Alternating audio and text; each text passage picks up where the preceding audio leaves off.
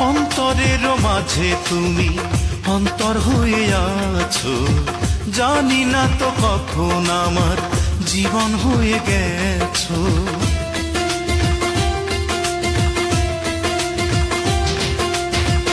এই জগতে সবার চেয়ে আমার তুমি প্রিয়, চিরদিনই থাকো তোমার তুমি জেনে নিও। এ মনে জাগে যে আশা